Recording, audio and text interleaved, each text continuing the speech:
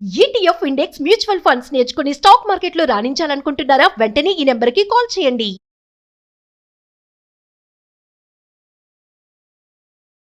నమస్తే కళ్యాణ్. నమస్తే జయ గారు. కళ్యాణ్ గారు, రితిక అనే ఒక అమ్మాయి మనకి మెయిల్ చేసింది.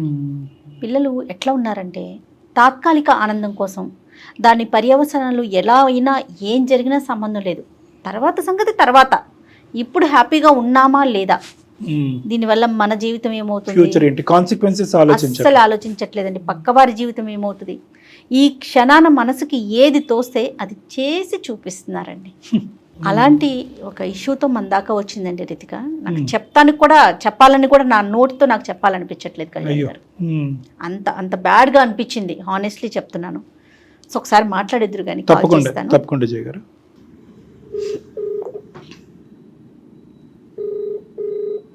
హలో హలో, రితిక గారమ్మా, అవునండి. ఎవరు? నేను జయాని, సుమన్ టీవీ అందమైన జీవితం ప్రోగ్రామ్ నుంచి కాల్ చేస్తున్నాను. మేడం మీరా? థ్యాంక్ యూ మేడం, చాలా thank you so much phone చేసినందుకు. ఓకే అమ్మా, నాతో పాటు డాక్టర్ కళ్యాణ్ చక్రవర్తి గారు ఉన్నారు. మీరు మెయిల్లో ఏదైతే అంశాన్ని పెట్టారో అది పూర్తిగా ఎలాంటి అబద్ధం లేకుండా క్లియర్గా ఒకసారి డాక్టర్ గారికి చెప్పండి. Okay madam. రైట్. అమ్మ రితిక, నమస్తే సార్. చెప్పమ్మా. మా సమస్య ఏంటంటే అది ఎలా చెప్పాలో కూడా తెలియట్లేదు సార్. ఒక చిన్న మిస్టేక్ నా వల్ల జరిగిపోయింది. అది మిస్టేక్ కూడా కాదు సార్, నేనే చేశాను, నా చేతుల్లో నేను చేశాను. ఎంతమ్మా నీ వయసు ఎంత? 26. 26. అంటే ఈ మిస్టేక్ ఏంటమ్మా, మీ జీవితంలోనా వేరే వాళ్ళ జీవితంలోనా? లేదు సార్, నేనే వేరే వాళ్ళ జీవితంలోకి వెళ్ళి వాళ్ళ జీవితాన్ని కొంచెం స్పాయిల్ చేయాల్సి వచ్చింది. చెప్పమ్మా, వివరంగా చెప్పు. నేను బెంగళూరులో సాఫ్ట్వేర్ లో వర్క్ చేసేదాన్ని సార్. ఓకేనమ్మా. అక్కడ ఒక అబ్బాయి పరిచయం అయ్యాడు, సతీష్ అని. తనకి ఆల్రెడీ మ్యారేజ్ అయిపోయింది సార్, ఒక పాప కూడా ఉంది. ఆ విషయం నాకు తెలుసు, ముందే అన్ని తెలుసు మీకు? తెలుసు సార్. కానీ పరిచయాలు పెట్టుకుంటారు. ఫస్ట్ ఫ్రెండ్స్ లానే మూవ్ అయ్యాం. తర్వాత ఉండే కొద్ది ఏంటంటే నాకు ఈ సొసైటీని చూసి, ఆ అబ్బాయిని అందరినీ చూసి తన బిహేవియర్ కొంచెం మంచిగా అనిపించింది సార్ నాకు. పెళ్ళైన వ్యక్తి అయినా కూడా? అవును సార్. ఫస్ట్ నేను ఫ్రెండ్ అని అనుకున్నాను, కానీ అది తెలియకుండానే తన మీద అది ఇష్టం చాలా ఎక్కువైపోయింది సార్. తెలియకుండా ఎందుకు అవుతుందిలే అమ్మా, తెలిసే అయ్యి ఉంటుంది. ఇష్టం అంటే ఇష్టం అంటే ఇంకా తను లేకపోతే నేను ఉండలేనేమో అన్నంత పీక్స్ కి వెళ్ళిపోయింది సార్. అది నీకు ఇష్టం, అతనికి కష్టమా, ఇద్దరికి ఇష్టమేనా? నాకే ఇష్టం సార్. నేను చెప్పాను తనకి, లేదు నాకు పెళ్లి అయిపోయింది, నాకు పాప ఉన్నది, నా లైఫ్ వేరని తను నాకు చెప్పాడు. కానీ నేను తీసుకోలేకపోయాను సార్. తను లేకపోతే ఇంకా నేను ఉండలేనంత స్టేజ్ కి నేను వెళ్ళిపోయాను. అంటే ఉండలేకపోతే ఏంటమ్మా, చచ్చిపోయేంత పనా? అవును సార్. అవునా? అవును సార్. బానే చెప్తున్నావు, పోన్లే నిజాయితీగా చెప్తున్నావు. ఇదంతా వన్ సైడెడ్, నీ సైడే. అవును సార్. నేను తనకు ఒక రోజు చెప్పేశాను సార్, నువ్వు అంటే చాలా ఇష్టం, అది అందరు అబ్బాయిల మీద రావట్లేదు, నీ మీద చాలా ఇదిగా వస్తుంది నాకు, నువ్వు లేకపోతే నేను ఉండలేకపోతున్నాను. ఇట్లా చెప్పిన దగ్గర నుండి తను అవాయిడ్ చేయడం స్టార్ట్ చేశాడు సార్ నన్ను. అదేలేండి. నేను మెసేజ్లు చేసినా తను రిప్లై ఇవ్వకపోవడం, అంతకు ముందు చూపించిన కేరింగ్ అవంతా తను నన్ను కొంచెం అవాయిడ్ చేసేసరికి ఇంకా నేను తను తట్టుకోలేకపోయాను సార్. కేరింగ్ అంటే ఏంటి?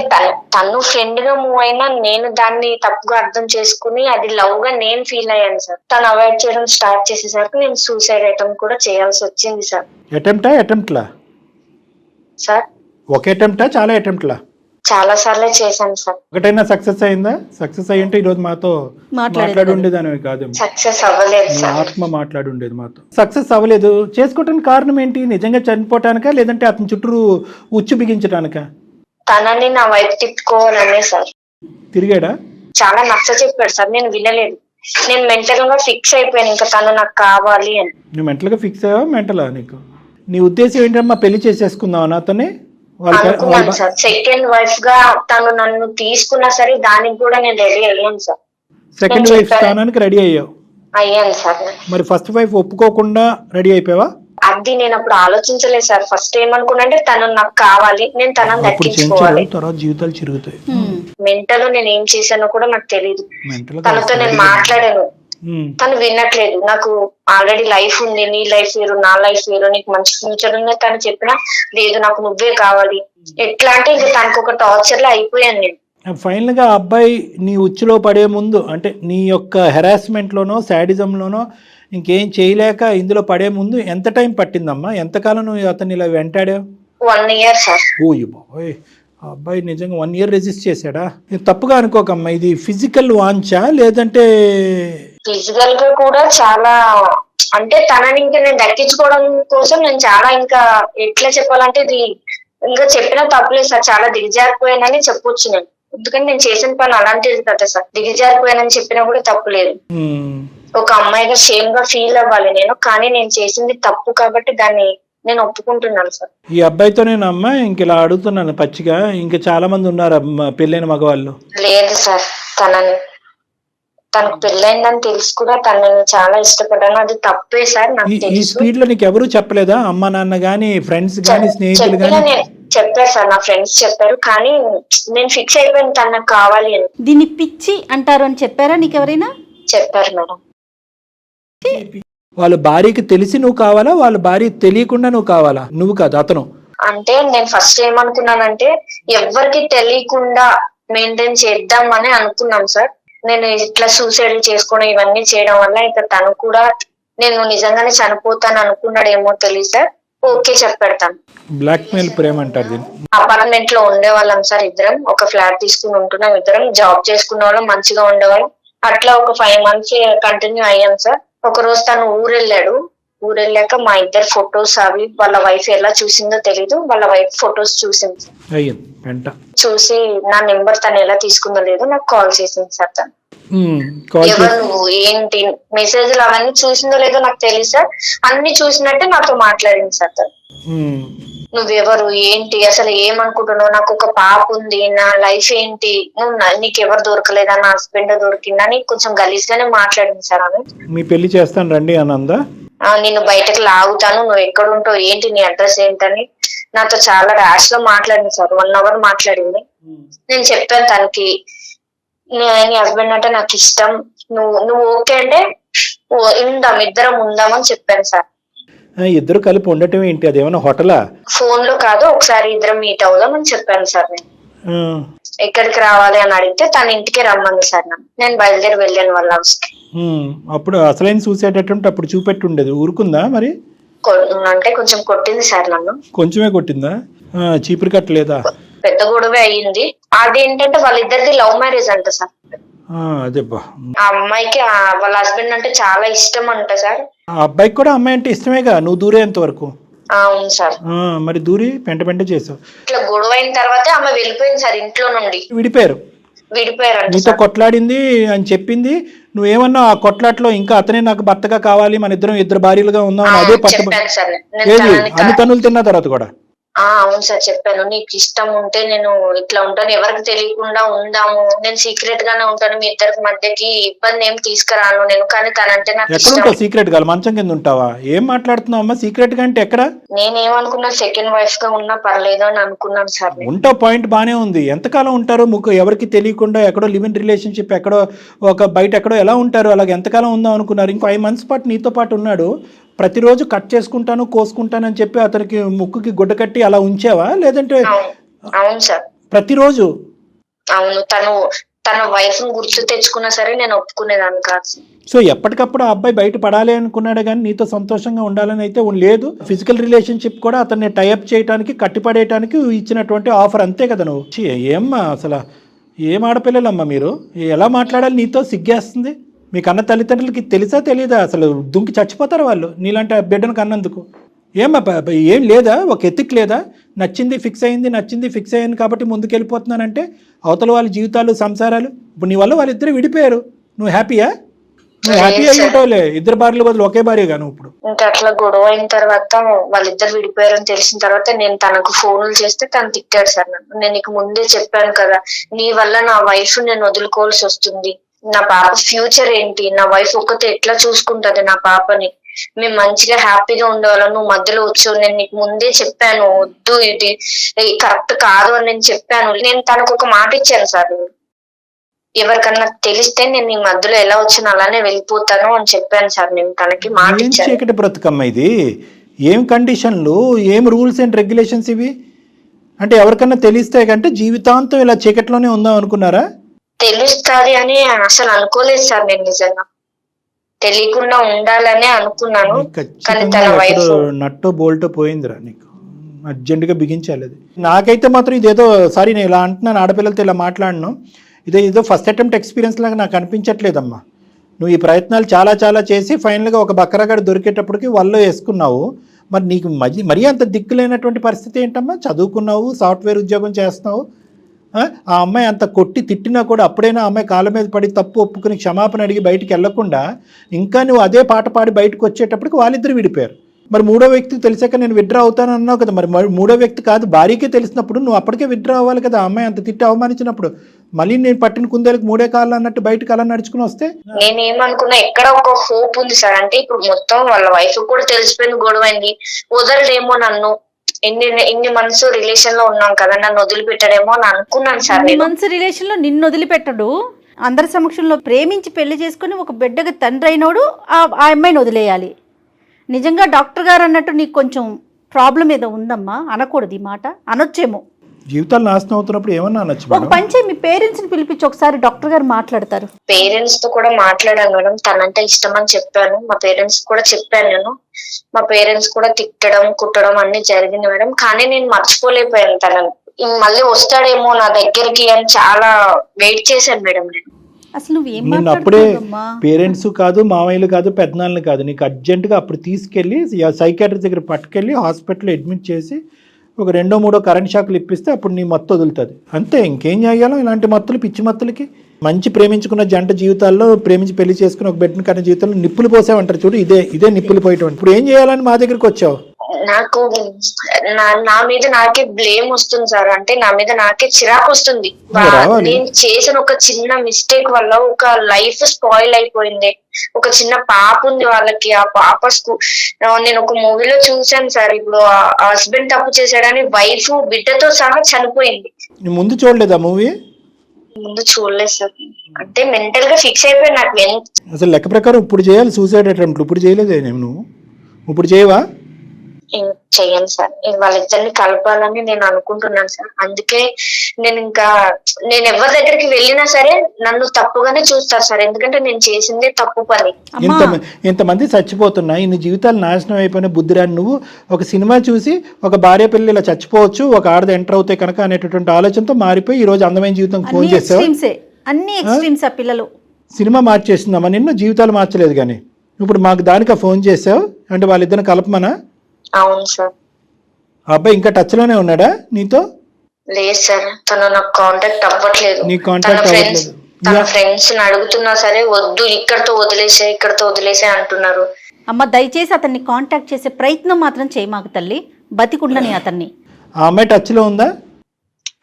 ఉంది సార్.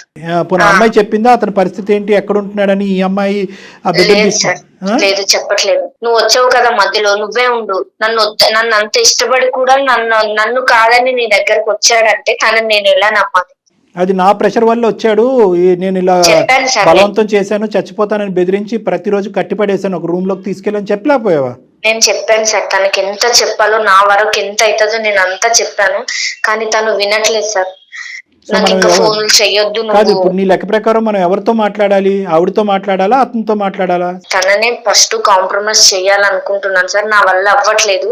ఎక్కడో చిన్న హోప్, అందమైన జీవితం వల్ల మీ వల్ల ఏమన్నా అవుతుందేమో, నెక్స్ట్ ఇంకెవ్వరు కూడా నాలాగా ఇట్లా అవ్వకూడదని ఒక చిన్న హోప్ తో నేను మీకు మెయిల్ పెట్టాను సార్. ఇంత మాట్లాడినా కూడా ఇప్పుడు నువ్వు మాట్లాడేటటువంటి సానుభూతి ఉంది చూడు, సార్ నా వల్ల తప్పు జరిగింది, నేను పాపం చేశాను, ఇది నిజంగా నీలో వచ్చిన మార్పా, లేదంటే ఇక్కడతో ఇది అయిపోయింది కాబట్టి ఇంకొక హనీ ట్రాప్ ఎక్కడన్నా ఉంటుందా? వీటిని హనీ ట్రాప్స్ అంటారు. మరి ఇంకోటి ఏమన్నా ఉందా? లేదు సార్, ఇట్లాంటిది ఏమి లేదు. మరి ఏంటి ఈ అబ్బాయిలో ఉన్న అంత గొప్ప ప్రత్యేకత? వాళ్ళ జిగురులాగా అంటుకుని కూర్చున్నావు, ఫెవికాల్ లాగా. ప్రత్యేకత అంటే నేను ఇప్పటి వరకు చూసిన అబ్బాయిలో, నేను ఇన్ని సంవత్సరాలు చదువుకున్నాను, జాబ్ చేస్తున్నాను. నేను జాబ్ చేస్తూ కూడా 3 years అవుతుంది సార్. ఈ 3 years లో కూడా నాకు తినంత జెన్యున్ గా నాకు ఏ అబ్బాయి అనిపించలేదు సార్. ఇంకే అబ్బాయి అనిపించలేదు. 3 years లో ఒకటి కనిపించాడు, ఇంకో 5 years లో ఇలాంటి వాడు ఇంకోటి కనిపించాడు. ఏంటి అనే నా భయం.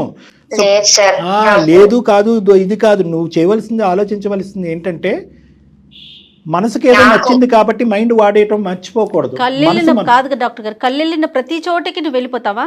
అదే కదా అమ్మాయి చేసింది. నీ మనసు వేరో, నీ ఆలోచన వేరో, నీ చదువు వేరో, నీ జీవితం వేరో. నీ మైండ్ ఒక్కసారి ఆలోచించడం అనేది నేర్చుకో. పరిణామాలు సార్ నాకు ఈ 3 years లో కూడా నా వెంట చాలా మంది అబ్బాయిలే పడ్డారు, కానీ నాకు తిను నచ్చినంతగా నాకు ఎవరు నచ్చలేదు సార్. తన కేరింగ్ కానీ, తన జెన్యూన్, తన నీ నిజాయితీ. సైకలాజికల్ ప్యాటర్న్ లో ఒక ప్రముఖమైనటువంటి, ఒక ప్రత్యేకమైనటువంటి ప్రాబ్లం ఉంది. ఎవరైతే ప్రత్యేకంగా వచ్చి నిన్ను నో అంటారో వాళ్ళకి నువ్వు కనెక్ట్ అవుతావు. నీకు ఎస్ అనేటటువంటి వాళ్ళు, నీ వెంటబడేటటువంటి వాళ్ళు నీకు కనిపించరు. ప్రత్యేకంగా పెళ్ళైనటువంటి వాళ్ళు అయ్యి ఉండాలి, వాళ్ళకు ఒక బాధ్యతలు ఉండాలి. నీ నువ్వు వాళ్ళ చుట్టూరు 1 సంవత్సరం పాటు తిప్పించుకోవాలి. నువ్వు కోసుకుంటా అన్నా కూడా నీ వైపు ఇష్టం చూపెట్టకూడదు. ఇలాంటి వాళ్ళే నీకు నచ్చుతారు. జాగ్రత్త, నువ్వు చాలా జాగ్రత్తగా ఉండాలి. ఎందుకంటే కనుక నిన్ను నచ్చి నీ అంటూ వచ్చే వాళ్ళ గురించి మనకు సమస్య లేదు, కానీ నీకు నో చెప్పేవాడు దొరికాడంటే వాడు చచ్చినట్టే. కాబట్టి మా భయం ఏంటంటే, నీకు ఇప్పుడు ఆ అమ్మాయితో మాట్లాడటం, వాళ్ళని కలపటం ఒక ఎత్తు అయితే కనుక, పూర్తి స్థాయి పరివర్తన కౌన్సిలింగ్ నీ లోపలికి తీసుకురావడం కూడా ఒక ఇంపార్టెంట్ ఇష్యూ. దాని పరంగా కూడా నిన్ను ఒక సైకియాట్రిస్టో, సైకాలజిస్ట్కో రెఫర్ చేసుకుని ఆ పుణ్యం కట్టుకోవాలి. సమాజానికి పుణ్యం కట్టుకోవాలి. మేము ఇంకెంతకంటే పచ్చిగా నేనేం మాట్లాడలేను. నీకు ఇప్పుడు వచ్చినటువంటి ఈ తూతూ మంత్రం బుద్ధి నాకేదో వచ్చేసిందని అనిపించట్లేదు. ఎందుకంటే సినిమా చూసాక కనువిప్పు కలిగిందని నువ్వు అంటే నా బుర్రపాడైపోతుంది. నేను నిజంగా పశ్చాత్తాప పడుతున్నాను సార్. నాకు తెలిసింది నా వల్ల ఒక ఫ్యామిలీ ఇదైపోయింది, వాళ్ళ పాప ఉంది, వాళ్ళ లైఫ్ స్పాయిల్ అయిపోయింది సార్. నాకు నిజంగా తెలిసి వచ్చింది సార్. నేను అంటారు కదా, అంతా అయిపోయిన తర్వాత ఏడ్చి ఏం లాభం అని. నాది ఇప్పుడు అదే సిచ్యువేషన్ వచ్చింది సార్. మొత్తం అంతా జరిగిపోయింది. ఇప్పుడు నేనేం కోరుకుంటున్నానంటే సార్, నా వల్ల వాళ్ళ ఫ్యామిలీ ఇదైపోకూడదు సార్. వాళ్ళని కలపండి సార్ ప్లీజ్. నేను కోరుకుంటుంది అదే సార్. వాళ్ళు కలపటం ఒక ఎత్తు అయితే కనుక, నీ కండిషన్ గురించి కూడా మేము వర్రీ అవుతున్నాము. సరే, దాని గురించి తర్వాత ఆలోచిద్దాం. దీని గురించి అయితే కనుక నువ్వు ఈమెయిల్ పంపించా. నిజంగా ఈరోజు ఈమెయిల్ అమ్మ, ఈమెయిల్లో ఉన్న కంటెంట్ వివరించడానికి జయ మేడం చాలా ఇబ్బంది పడ్డారు ఈరోజు. కానీ అటువంటి ఇబ్బందికరమైనటువంటి పరిస్థితి కూడా ఈరోజు నువ్వు బాధితురాలిలాగా మేము ఈ కేసు డీల్ చేయట్లేదు. సర్వసహజంగా మనకు ఫోన్ చేసేటటువంటి వాళ్ళు బాధితులు. ఇక్కడ నువ్వు బాధితురాల కింద మేము టేకప్ చేయట్లేదు. నువ్వు కోరుకుంటున్నటువంటి వేరే వాళ్ళ యొక్క బాధితులు ఎవరైతే ఉన్నారో వాళ్ళ సిచ్యువేషన్ రెక్టిఫై చేస్తున్నాం. ఆ కుటుంబాన్ని కలపడానికి ఒక ప్రయత్నం చేస్తున్నాం. కానీ దాంతోపాటు నువ్వు మారటం అనేది కూడా చాలా ఇంపార్టెంట్. ఆ విధంగా కూడా నువ్వు ఫ్యూచర్లో కౌన్సిలింగో, ట్రీట్మెంట్కో వెళ్తాను అనేది కూడా నువ్వు ప్రామిస్ చేయాలి. ఎవరితో మాట్లాడదామమ్మా? అతనితో మాట్లాడదామా లేకపోతే అమ్మాయితో మాట్లాడదామా? మేడం అక్కతో మాట్లాడదాం. అక్క తర్వాత మళ్ళీ బావతో మాట్లాడతావేమో. వద్దులేమ్మా, చెల్లెళ్ళు వద్దు తల్లి, రిలేషన్స్ వద్దు, అలాంటి కాంటాక్ట్స్ వద్దు. అమ్మాయి పేరేంటి? పద్మ మేడం. పద్మలాగే ఉండను. ఇప్పుడు రిలేషన్షిప్ కలపొద్దు. ఆ రిలేషన్ వద్దు, ఈ రిలేషన్ వద్దు. అసలు వద్దన్నదే అక్క అని.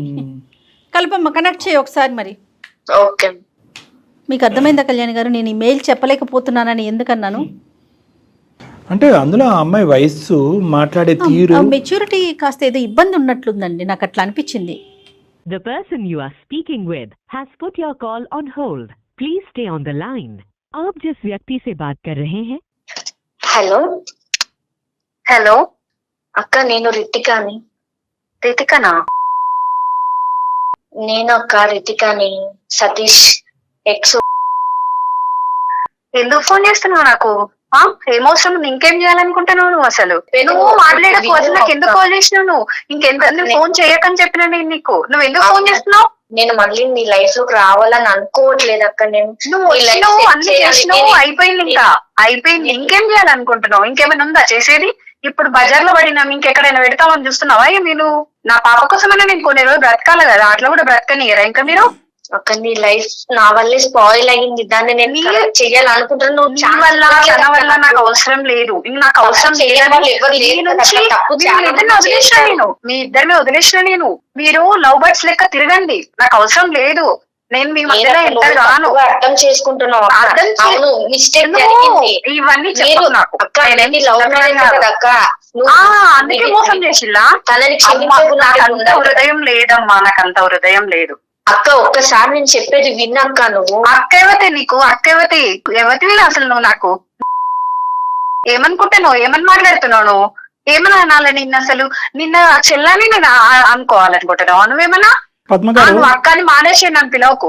పద్మ గారు నమస్తే అండి. హలో, సారీ అమ్మా, మీ కాల్ మధ్యలోకి వచ్చాం. మేము మధ్యలోకి రాలేదులేండి, ముందు నుంచే. ఎవరండి? నమస్తే అమ్మా, నా పేరు డాక్టర్ కళ్యాణ్ చక్రవర్తి అమ్మా. మేము అందమైన నమస్తే అమ్మా, సుమన్ టీవీ అందమైన జీవితం అనే కార్యక్రమం ఉంది, మీరు చూసే ఉంటారు. మీరెందుకు చేశారు సార్ నాకు? మేము చేయలేదమ్మా. అమ్మ మేము చేయలేదు, దయచేసి మా ఆలోచనని అపార్థం చేసుకోకండి. కొద్దిగా ఓపిక ఒక 2 సరే. నిమిషాలు వింటే మీకు పూర్తిగా అంతా అర్థం అవుతుంది. అప్పుడు నచ్చితే కాల్ ఉంచుదురు కానీ, లేదంటే మాకు చెప్పకుండా కూడా కట్ చేద్దరు కానీ. కానీ సార్ చెప్పేది వినక్క నువ్వు నువ్వు అసలు మాట్లాడకు. ఒక్క నిమిషం మాట్లాడకు. రితిక, నువ్వు అక్క అని పిలిచిన, విను అని చెప్పిన, బాగుండండి అని చెప్పిన, ఏదన్నా రామ అంటే బూతులాగా వినిపిస్తుంది అందరికీ. కాబట్టి నువ్వు వచ్చినటువంటి ఉద్దేశం మంచిదైనా కూడా ఈరోజు నిన్ను అక్కడ బ్రేక్స్ వేసి అక్కడ ఆపుతున్నావు. నువ్వు ఏది కూడా కాంట్రిబ్యూట్ చేయడానికి ట్రై చేయొద్దు. ఇది కంప్లీట్గా పద్మగారి ఎరీనాలో ఉన్నటువంటి సబ్జెక్ట్ ఇది. ఆవిడ ఇష్టమైతే ముందుకు వస్తుంది, కష్టమైతే విడ్రా అవుతుంది. నువ్వు దయచేసి బతిమాలి ఇంకా పరిస్థితిని ఇంకా హీనంగా చేసేటటువంటి కార్యక్రమం చేయొద్దు. పద్మగారు, మేము అందమైన జీవితం నుంచి నేను డాక్టర్ కళ్యాణ్ చక్రవర్తి, నాతో పాటు జయ గారు ఉన్నారు, చెప్పండి సార్. నమస్తే అండి పద్మ చెప్పండి గారు. సార్. Senior host. నమస్తే మేడం. మేము ఇక్కడ ఒక్కటేనమ్మా, ఇక్కడ మేము మాట్లాడేది ఏంటంటే చాలా ఒక అసభ్యకరంగా, ఒక అసహ్యంగా, తల్లిదండ్రులు, సభ్య సమాజం అందరూ తలదించుకునేటటువంటి విధంగా ఒక అమ్మాయి చేసినటువంటి తప్పుకి ఆ అమ్మాయి ఎన్నిసార్లు క్షమాపణ చెప్పినా ఆ అమ్మాయి తరపున మేము సభ్య సమాజం తరపున మీకు క్షమాపణ కోరుకుంటున్నాం. ఎందుకంటే పచ్చగా ఉన్నటువంటి ఒక కాపురం ఈరోజు విచ్ఛిన్నం అయిపోయింది, అతి దారుణమైన పరిస్థితికి వెళ్ళిపోయింది అనేది మేము మనస్ఫూర్తిగా చింతిస్తున్నాం, బాధపడుతున్నాం తల్లి. జరిగినటువంటి కథ అంతా కూడా మేము ఈ అమ్మాయి మాటల్లో విన్నాం. మీ వరకు ఏం విన్నారు అనేది, ఎందుకు మీరు మనస్తాపం చెందారు, మీరు ఏం కోరుకుంటున్నారు, ప్రస్తుతం మీ భర్త గారి యొక్క పరిస్థితి, మీరు ఎక్కడున్నారు, బిడ్డ ఎక్కడుంది, ఇవి కొద్దిగా మాకు వివరించండి అమ్మ, ఒక 2 నిమిషాలు. నేను ఒక 2 minutes మాట్లాడతాను ప్లీజ్ సార్. అమ్మా, అయితే ప్లీజ్, యువర్ మోస్ట్ అసలు జరిగింది ఏంటంటే సార్, నేను మా హస్బెండ్ ఇంతకు ముందు ఇక్కడ హైదరాబాద్ లో ఉండేవాళ్ళం సార్. ఇక్కడ మాది లవ్ మ్యారేజ్ సార్. మేమిద్దరం ఒక 1 year వరకు, 1.5 year వరకు లవ్ చేసుకుని పెళ్లి చేసుకున్నాం సార్. పెళ్లి కూడా మా పేరెంట్స్, నేను వాళ్ళు ఒప్పుకోకపోయినా నేను వాళ్ళని ఒప్పించి మరి మ్యారేజ్ చేసుకున్నాను సార్. చేసుకున్నాక మేము బెంగళూరులో వెళ్ళిపోయాం సార్. అక్కడికి షిఫ్ట్ అయిపోయాను. నాకు ప్రెగ్నెన్సీ వల్ల నేను జాబ్ ఆఫ్ చేసాను సార్. కొంచెం నాకు బెడ్ రెస్ట్ వల్ల నేను హైదరాబాద్ కి, ఇక్కడికి మా ప్రాపర్ వచ్చి హైదరాబాద్ సార్. నేను హైదరాబాద్ మా మమ్మీ వాళ్ళ దగ్గరికి వచ్చినాను సార్. డెలివరీ కోసం వచ్చి కొంచెం నాకు హెల్త్ బాగాలేక ఇక్కడికి వచ్చినాను. మా హస్బెండ్ అక్కడే ఉన్నారు. మీ పుట్టింటికి వచ్చారు? వచ్చాను మేడం నేను ఇక్కడికి. నేను ఇక్కడికి వచ్చినాక మా హస్బెండ్ అక్కడే జాబ్ చేసినాడు. నాకు రోజు కాల్ చేసేది. చాలా బాగుండేది మేడం. మేము మా లైఫ్ చాలా అంటే చాలా హ్యాపీగా మూవ్ అయింది మేడం. ఇంత లైఫ్ నాకు దేవుడు ఇచ్చినందుకు చాలా గ్రేట్ అని నేను బాగా అదైపోయినా. నేను మా పేరెంట్స్ కూడా సరే బాగుంటున్నారని చెప్పేసి వాళ్ళు కూడా హ్యాపీగా ఫీల్ అయ్యారు. మా బేబీ పుట్టిన తర్వాత 1 year నుంచి మేడం సరిగా మాట్లాడడం లేదు, సరిగా రావడం లేదు. 1 month కి ఒకసారి మన 1 month లో 15 days కి ఒకసారి వచ్చేవాడు. 1 month కూడా రాకుండా అయిపోయాడు. అట్లా ఒక 1 year వరకు చేశాడు. నాకు ఎందుకో డౌట్ వచ్చింది. డౌట్ వచ్చి ఒకసారి నేను ఇట్లా ఫొటోస్ ఇవి ఫోన్ లో అవి ఇవి చెక్ చేసిన. నేను ఎప్పుడు చెక్ చేయను, కానీ నాకు డౌట్ రావడం వల్ల ఏమైంది అసలు అని తెలుసుకోవడానికి నేను చెక్ చేసిన మేడం. మొత్తం డిలీట్ చేశాడు సార్. డిలీట్ చేస్తే రీసైకిల్ బిన్ లో చూసాను సార్ నేను. ఇవన్నీ చూసిన తర్వాత అప్పుడు నేను ఫస్ట్ అయితే అడగలేదు సార్. సరే ఏం చేస్తాడు ఇంకేం చేస్తాడు అని చెప్పేసి చూసిన. సరే మాట్లాడేమో, నాకు తెలియలేదు అనుకుంటుండే కదా అని చెప్పేసి నేను సైలెంట్ అయిపోయినా. అది రోజుకి ఎక్కువ చేసేసి మొత్తం అవాయిడ్ చేసే కాడికి వెళ్ళిపోయాడు. ఇట్లా చేసినప్పుడు నాకు అవసరమా సార్? నేను నిలదీసి అడిగినప్పుడు ఆ అమ్మాయికి తెలిసిందట. తెలిసి ఈయనేం చేసిండు, వదిలేసిన, నాకు అమ్మాయితో ఏం సంబంధం లేదు, ఆ అమ్మాయినే నన్ను ఫోర్స్ చేసింది, ఆ అమ్మాయి ఇట్లంటే. ఇప్పుడు రోడ్డు మీద ఎంతో మంది ఫోర్స్ చేస్తారు, అందరి దగ్గరికి వెళ్తారా సార్? అట్లా చెప్పండి. అడగాల్సింది అమ్మాయిని మీరే బాగా అడిగారు. ఇప్పుడు నా లైఫ్ గురించి ఆలోచించాలి కదా. నేను ఆయన నమ్ముకొని వచ్చిన కదా సార్, నా పేరెంట్స్ ని వదులుకొని. ఇప్పుడు తను రమ్మన్నదని తన దగ్గరికి వెళ్ళిపోతాడు. అంటే నేను ఎట్లా కనిపిస్తున్నాను దానికి? అట్లా చేయడం పద్ధతి అవుతుంది సార్. నా సిచ్యువేషన్ నుండి ఆలోచించండి సార్. నా పేరెంట్స్ కి ఏం చెప్పాలి నేను? ఇవన్నీ అంటే మోసం చేయడానికి నన్ను పెళ్లి చేసుకుందైనా? అక్క తను నిన్న మోసం చెయ్యలేదు అక్క. నేనే నువ్వు మాట్లాడకు నాకు టైం ఇచ్చినప్పుడు నేను మాట్లాడుతున్నా కదా. నువ్వు ఎందుకు మాట్లాడుతున్నావు మధ్య మధ్యలో వచ్చి? మాట్లాడకు, నీకు అర్హత లేదు, నాకు అక్క అని పిలవకు. ఇంకొకసారి చెప్తాను, నేను అస్సలే బాగోదు. ఇంకా చాలా చేసినావు నువ్వు, నీ దగ్గర నుంచి నేను చాలా చూసినా. ఇంకా చూసా అవసరం నాకు లేదు అసలు. రితిక, నువ్వు అక్క అనే పిలుస్తుంటే మాకు కూడా ఇరిటేషన్ వచ్చేస్తుందమ్మా. దయచేసి ఆ పిలవకు, అర్థమవుతుందా? వద్దు మేడం ప్లీజ్, నాకు వద్దు. తనతో మాట్లాడే ఉద్దేశం నాకు అస్సలే లేదు. అసలు తను వస్తే మాత్రం నేను వెళ్ళిపోతా. ఇప్పుడు ఇక్కడ వచ్చి కాల్లో ఉండను నేను అసలు. రితిక, నువ్వు కొంతసేపు సైలెంట్ గా ఉండాలి. Okay madam. ఇట్లా చేసిండ్రు సార్ వాళ్ళు. సరే ఆ అమ్మాయి ఫోర్స్ చేసిందంట సార్. ఫోర్స్ చేస్తే నువ్వు ఎట్లా వెళ్తావు? నేను కూడా ఇంకొక అబ్బాయిని చూసుకుంటా సార్. అలాంటి మాటలు ఎందుకులేమ్మా? ఏం సమాధానం చెప్పాలో కూడా మాకు బోధపడట్లేదమ్మా. అంటే అర్థం కావట్లేదు. అంటే సార్ మీరే అట్లా అంటే నా సిచ్యువేషన్ లో ఉండి ఆలోచించండి సార్. ఒక అమ్మాయిగా నేను ఇట్లా నా పాపని పట్టుకొని ఇప్పుడు సార్ నాకు ఇవన్నీ అవసరం లేదు సార్. నా బేబీని నేను పెంచుకోలేనా? తను నాకు అవసరమా? ఆయన చేసిందని చెప్పేసి ఆయన అదిలో పడిపోయి నా బ్రెయిన్ కొన్ని రోజులు పని చేయలేదు సార్. నాకు ఏం చేయాలో కూడా అర్థమైతలేదు.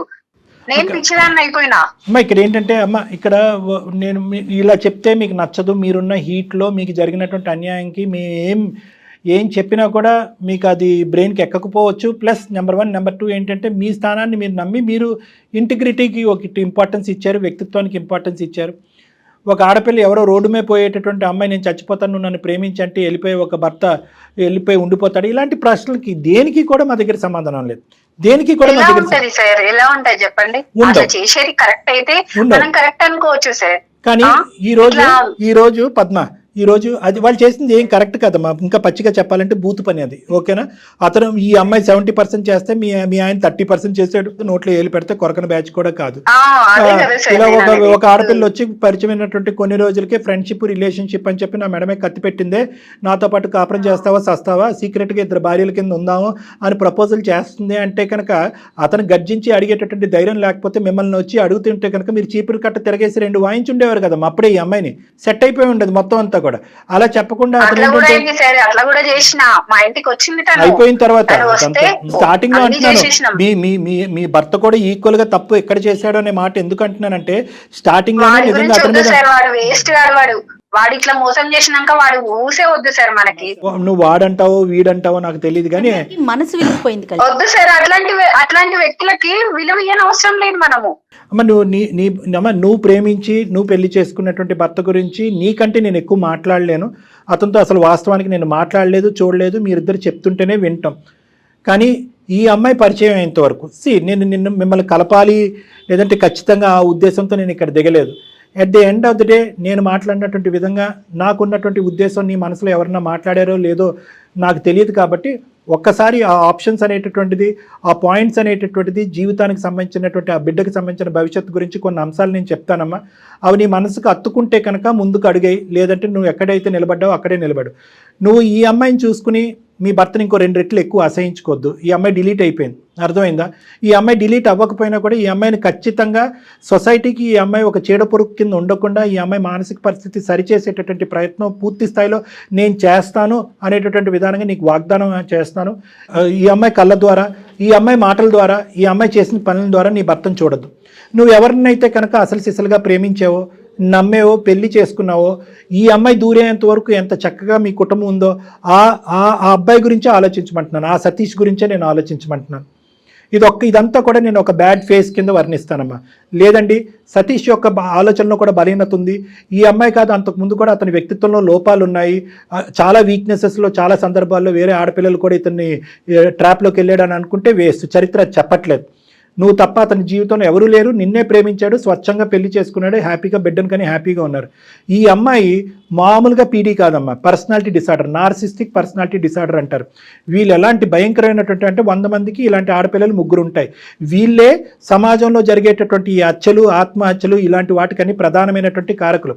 ఇప్పుడు ఈ విపరీతంగా న్యూస్ స్టోరీల్లో చూస్తున్నా చూడండి, ఎక్కడ ఉన్న అమ్మాయి మా జీవితంలో దూరింది, సర్వనాశనం చేసింది, నా మొగుడిని చిక్కుపోయి, వీళ్ళందరూ కూడా ఈ narcissistic personality disorders, border line personality disorders అంటారు. వీళ్ళకి ఏంటంటే వీళ్ళు ఏదన్నా పట్టుకుంటే కనుక 600 100 వాళ్ళు పట్టు మాత్రం వదలరు. ఈ అమ్మాయి వెనకట్ల పడినటువంటి మగాళ్ళు ఎంతోమంది ఉన్నారంట, ఆ లిస్టు మనకు అనవసరం. కానీ మీ ఆయన మామూలుగా రెసిస్ట్ చేయలేదు.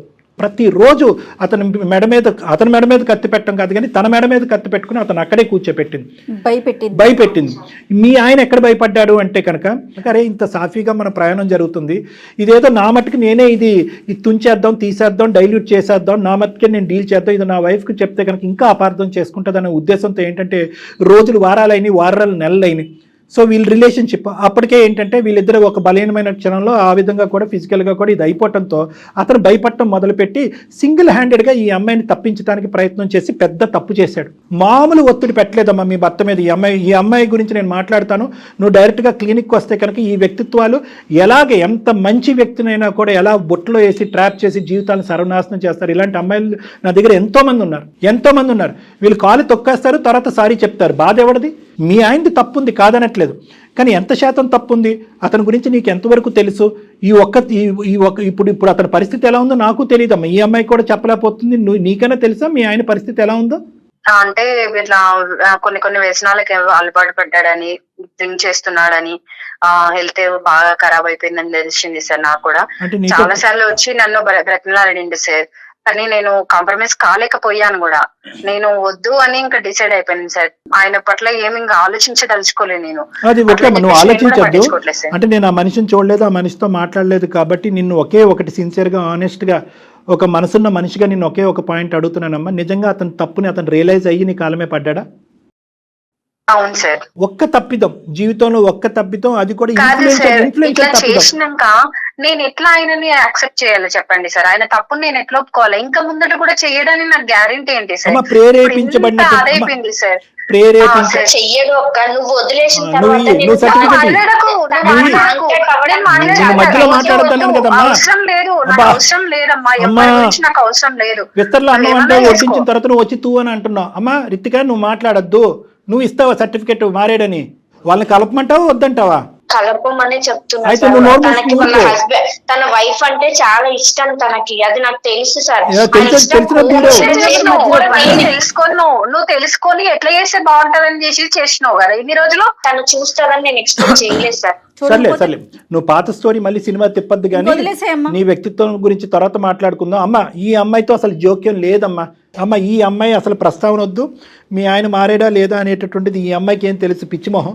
ఈవిడ ఏదో పట్టుకుని ఏదో ఏలాడుతూ అందరి జీవితాలు నాశనం చేస్తుంది. ఆ అమ్మాయితో చాలా పని ఉంది మాకు, తర్వాత చెప్తాను నేను అది. నాకు నీ వరకు మాత్రం నీ భర్త ఈరోజు అతని పరిస్థితి ఏమీ బాగాలేదు అని అంటున్నావు. బిడ్డను బాగా చూసుకునేవాడు, భార్యను బాగా చూసుకునేవాడు. కేవలం ప్రెగ్నెన్సీ టైంలో ఈ అమ్మాయి పెట్టినటువంటి మానసిక పరమైనటువంటి ఇన్ఫ్లుయెన్షియల్ బ్లాక్మెయిల్ ఒత్తిడం ఇది.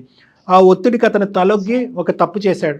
నువ్వు ఇప్పటికిప్పుడు నువ్వు ఏదో ఒప్పేసుకుని నా మాట మీద గౌరవంతోనో ఇంకోటో ఏదో ముందుకెళ్ళిపోమని నేను అనట్లే. ఒక్కసారి మీరు వస్తే కనుక నేను కూడా అతన్ని ఫోన్ చేసి పిలిపించుకుంటాను నా దగ్గరికి. నా సమక్షంలోనే మీరు మాట్లాడుకోండి. దయచేసి ఈ కాపురం మాత్రం విడిపోవలసినటువంటి కాపురం కాదు. ఇలా అయితే కనుక మీరు కానీ ఈ బేసిస్ మీద విడిపోతే కనుక, ఇదే ఎగ్జాంపుల్ తీసుకుని ఇలాంటి ఆడపిల్లలు చాలామంది ఉన్నారు సమాజంలో.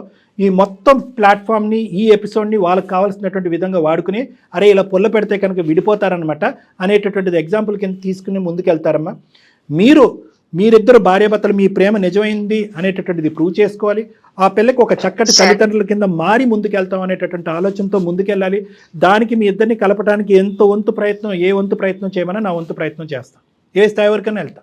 మార్పు రాకపోతే మీ ఆయన కూడా మొండిగా వ్యవహరించి ఏమీ రియలైజ్ కానటువంటి మాట్లాడండి సార్. మరి మాట్లాడండి, ఫస్ట్ మీరు తనతో మాట్లాడండి సార్. తర్వాత నేను ఆలోచిస్తాను సార్. నేను కూడా వెరీ గుడ్ అమ్మా, వెరీ గుడ్. అట్లీస్ట్ నాకు ఆ చిన్నపాటి అవకాశం ఇచ్చావు కదా, నేను దూరిపోతాను. నేను అనేది ఏంటంటే అతనికి ఫోన్ చేస్తాను, అతనికి ఫోన్ చేసి నా క్లినిక్ పిలిపించుకుని నేను మాట్లాడతాను. నేను ఫోన్ చేసినప్పుడు ఒక 2-3 సార్లు అతనితో మాట్లాడిన తర్వాత నువ్వు వద్ది కానీ ఇద్దరు ఎదురు కూర్చొని మాట్లాడుకుందాం. మీరిద్దరు ఏమనుకుంటే అదే ఫైనల్గా నేను ఏకీభవిస్తాను. నా నమ్మకం నాకు ఉంది కానీ final decision is up to both of you. సరే సార్, నేనైతే కాంప్రమైజ్ అవ్వలేను సార్. మీరు చెప్తున్నారు కాబట్టి మీరు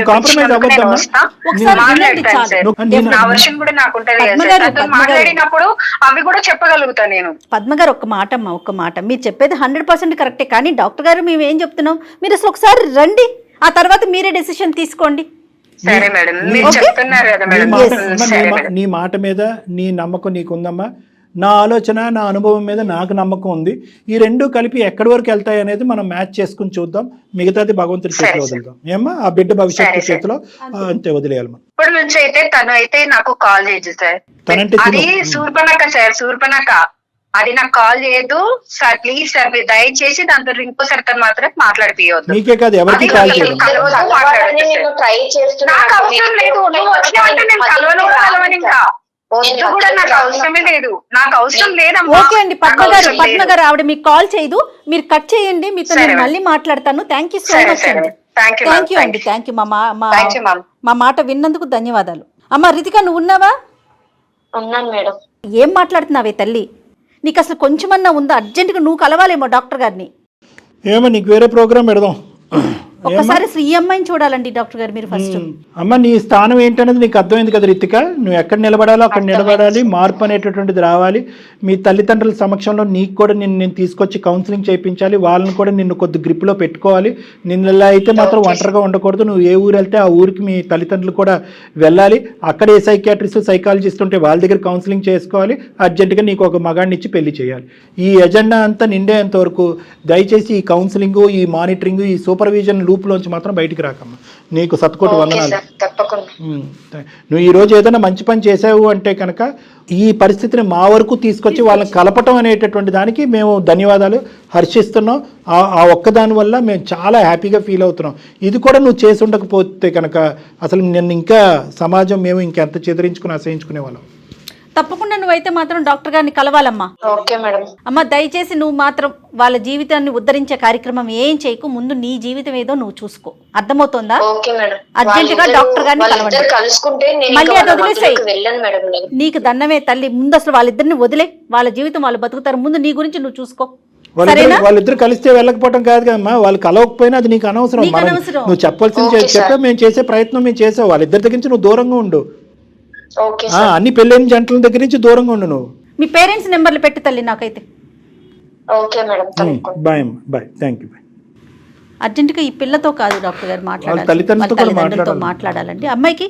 ఎందుకంటే మనం ఇంత కోపంగా మాట్లాడినా తన వర్షన్ ఎక్కడ మార్చుకోవట్లేదు. చూసారా, అదేంటి మీరు నన్ను అట్లా అంటున్నారు అన్నట్లా, అంటే తనకి నిజంగా ఏదో ఇబ్బందిలోనే ఉంది. చూద్దాం మేడం, ఇది అది రెండు చేద్దాం తప్పకుండా డాక్టర్ గారు. నమస్తే.